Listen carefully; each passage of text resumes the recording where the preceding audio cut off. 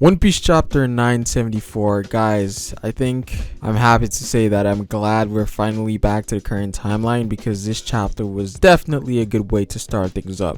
I was actually smiling when I was reading this chapter, especially when I got to the part at the end with the Supernovas. That was just hype.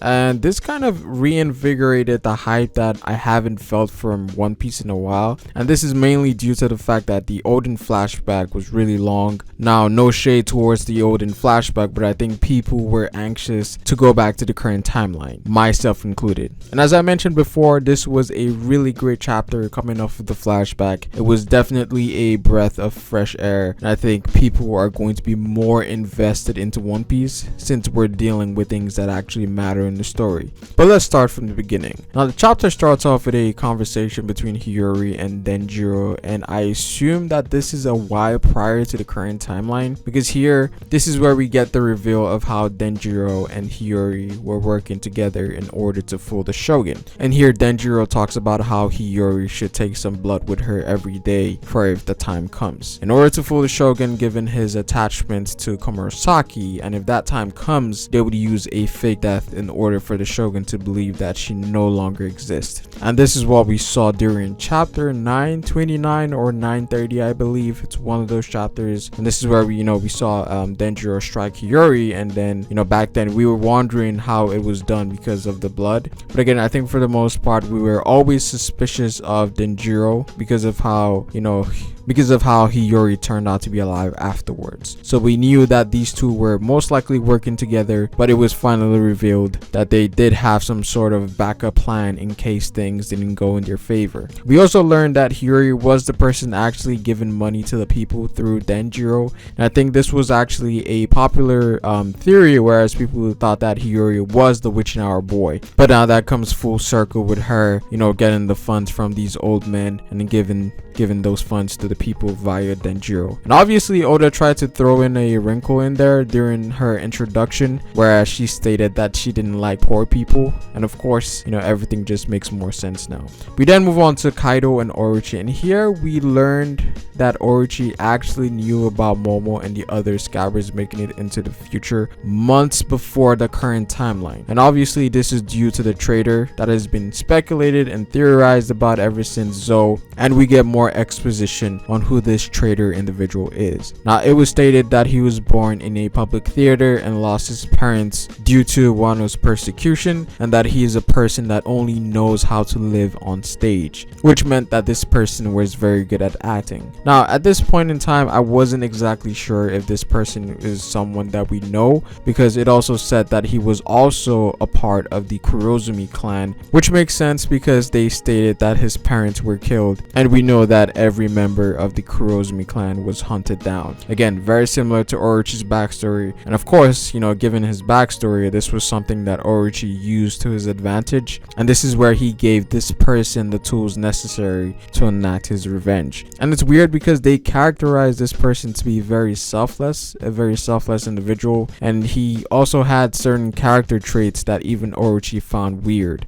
And so I thought we were getting a new character or someone that we didn't know about, but then you also have to remember how certain things kept happening to them, like Jack always finding his way back to Zou, and then obviously the biggest one being that Kaido knew about Oden making his way to Onigashima. So we knew that it had to be one of the scabbards, because this person was present 20 years ago. And the two biggest suspects that I had in mind for a very long time, and I think also for the community, was that it had to be Raizo or Kanjuro. Now, certain things during the Oden flashback was definitely pointing towards Raizo, because he was the only one complaining about the heat during Oden's execution, and him also being in Zou, with Jack being so adamant that Raizo was there, which made it seem like Jack had Raizo's Viver card. But the traitor was finally revealed to be Kanjuro, and of course he also fits that criteria of being a suspect in the first place. And Kanjuro, out of all the scabbards, seemed to be less involved in anything in comparison to the others.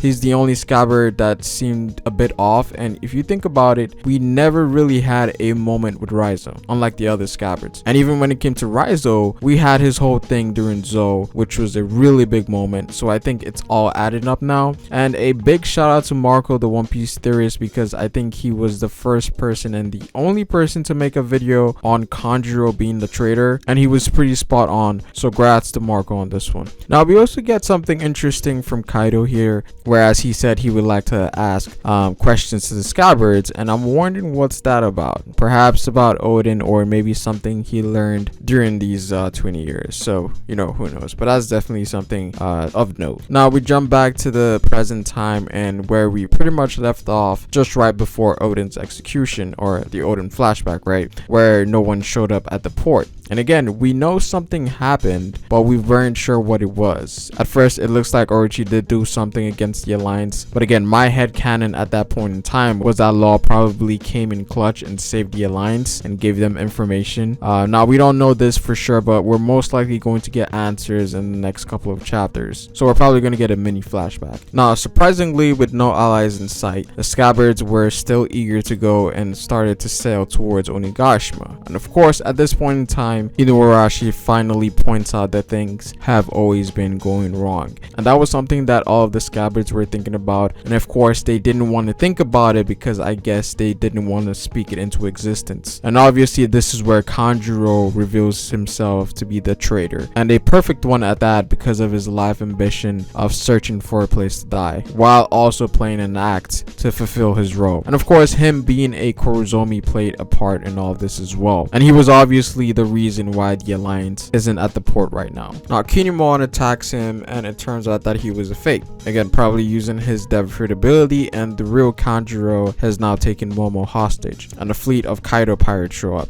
Now, what's kind of weird here is that usually his devil fruit drawings disappear when they come in contact with water, and it was raining in this chapter, so I'm not sure what's happening there. Maybe you actually need a lot of water to affect it. And finally, at the end, we get the Alliance coming to the rescue. Luffy, Kid, and Law attacking the ships with cannon fire. And this was hype, guys. This was hype. The panel at the end was amazing. It's almost like Sabaody 2.0, you know, seeing all these guys team up once again. Now, from what it looks like, Law and Luffy are in an alliance, and I think Law was the person who informed Luffy about Orochi's schemes, maybe via X Drake, since Law is maybe working with X Drake right now. We don't know who that person was, but I think most likely it is X Drake, right? But Luffy and Kid, not necessarily so. They might not be teamed up. So I think Kid is still moving on his own, but they have a common goal. So that's very interesting. So I'm glad that Kid isn't, you know, buddying up to the Alliance, because I feel like this dynamic makes things more interesting, especially when they do finally go up against Kaido, and also how they're going to handle certain situations. And with Law there, that's just going to spice things up even more. You know, given how irrational Luffy and Kid are, it's going to be very interesting to see how Law is going to deal with both of them, right? So this is going to be good. I'm liking where this is going. Now, hopefully we actually do get a sea battle. I remember Oda, you know, saying that he wants to draw more of these battles in the sea. So this would be a perfect time to do this,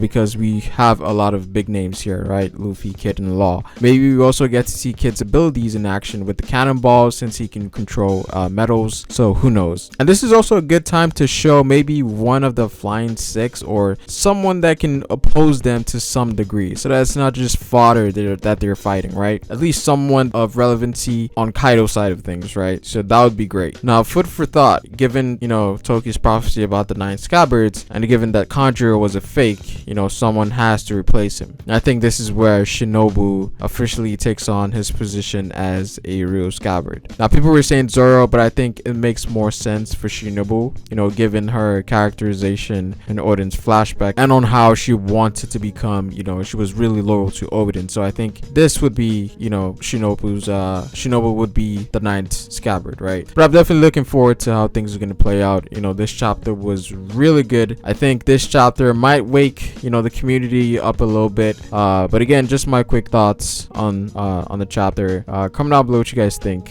Like the video if you liked it, and subscribe for more One Piece content. It is Pharaoh, and I will see you folks later. Peace.